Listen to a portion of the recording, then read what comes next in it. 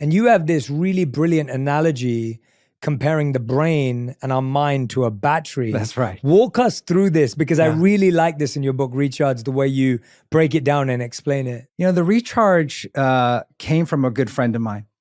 And we were talking about mental health. And I just asked her, I said, you know, how's it going with your kids? And she goes, you know, I was talking to my kids and I just said, how's your battery? And I was like, wait, what? And she goes, well, I said, how's your battery? I said, why? And she said, well, if I ask them how they're doing, I get the plain fine. And because they're kids, they're just like, I'm fine. But if I ask them like, how's your battery? They're like, well, it's at like 50%. Or so you may need a snack because they're little. Or it's at 75%. She's like, oh, you're okay. Or sometimes they're at 25% and they just need something, you know, to decompress. While we were talking about it, a light bulb just went out.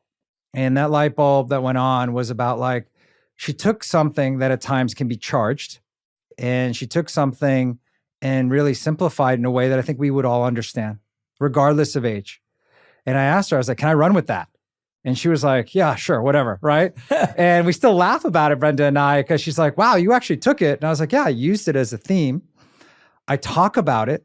I go to clients, I'll go out, and it just kind of resonates with people because it's simple. And it doesn't kind of draw out any emotions. It just says like, hey, how's your battery? How are you feeling?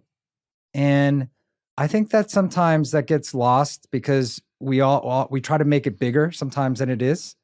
And it's really nice when you can kind of just simplify it and just ask you, how's your battery? How you doing? I love the question, how's your battery, even more than how you doing, like you said, because I think sometimes I think you also mentioned that we can scale everything up to a 10. That's right. So everything can feel like it's a 10, it's the worst.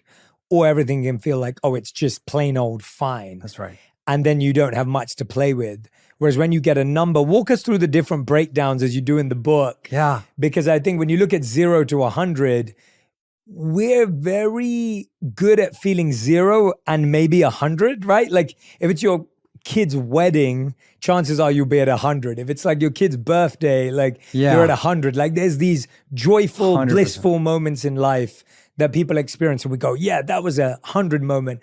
And then we all know what a 0 moment feels like. You lost a loved one who sadly passed away. You lost your job. Like there's these very 0 moments. Walk us through how you break down the 0 to 100. Yeah, and I tried to do it really simply.